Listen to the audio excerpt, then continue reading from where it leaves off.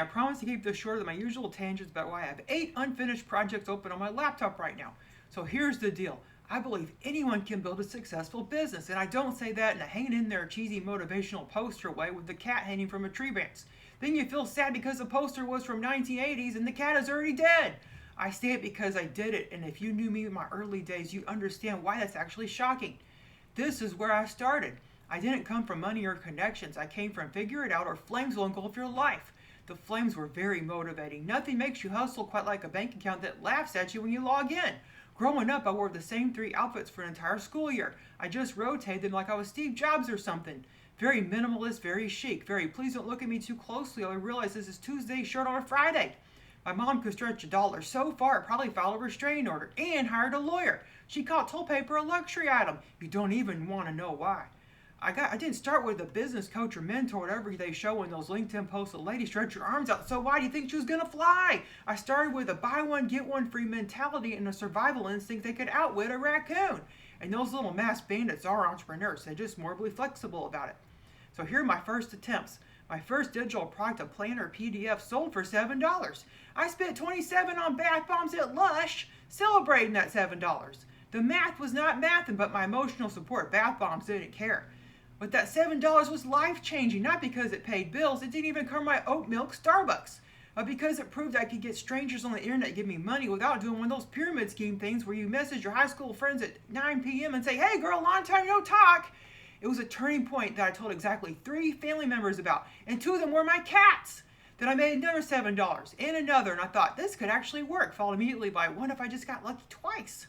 Welcome to entrepreneurship, where your thoughts ping pong between delusions and despair. Then I built an email list. I went from wondering, will anyone believe in me, to wondering why I have 3,000 people not open my last email. Was it something I said? Should I just use fewer exclamation points or more? I have attachment issues and email open rate issues. Sometimes I don't even know which one hurts more. Actually, I do know it's the open rates. At least with attachment issues, you can blame your childhood. With open rates, you can only blame your subject line. My breakthrough wasn't flashy, no confetti cannon, no champagne toast. It was 2 a.m. I was exhausted, wearing a hoodie from 2009 with an unidentifiable stain, eating Cheetos over the sink like some kind of feral night creature. And I was thinking maybe I should just go back to a regular job where I collect a paycheck and just show up and look busy. And then cha-ching, another sale, just $47 for someone I've never even met. And I stood there holding my Cheetos, staring at my Cheeto-powered phone screen. I thought, oh, this is working. Not because I posted every day or dance on TikTok like a person that doesn't have chronic back pain or a general sense of self-consciousness, but because I built something small and kept improving it, even when I felt like shouting into a void that wasn't even polite enough to echo back. Consistency beats perfection. Systems beat stress. Belief beats burnout. Most days, some days it's a tie. You don't even need more Cheetos. Let's talk about imposter syndrome. I know someone you're thinking, but you probably have some kind of special thing I don't have. No, you know what I had? I had anxiety, $150,000 worth of debt, a persistent fear that someone was going to discover I was just making this up as I went along, which I was. We all are. That's a secret no one admits at networking events. Everyone is figuring it out as they go. That person you follow who seems to have it all together, they don't. They're just better at hiding their hot mess. I used to think successful people were playing a different game than me. Like they had a rule book I didn't get. Turns out we're all playing the same game. Some people just started earlier or got lucky or had parents who didn't consider toilet paper a luxury item. Here's what I know now. If someone like me, someone who started with no cushion, no roadmap, and a whole lot of chaos swirling around like a tornado made of laundry and unpaid bills, can build a thriving business, then anyone can. Success isn't built overnight. It's built at nap time. We have 47 minutes before tiny humans wake up, demanding snacks with the urgency of a hostage negotiation. On days your confidence is missing like your car keys. On nights where your only motivation is I cannot go back to Derek microwaving salmon in the break room.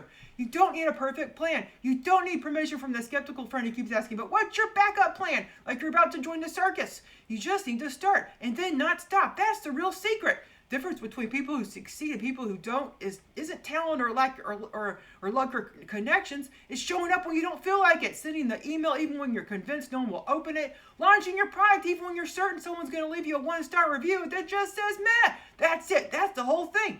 It's just you showing up consistently, even when it's hard, even when you'd rather be doing anything else, literally anything else, including folding fitted sheets, which is impossible, and we all know it.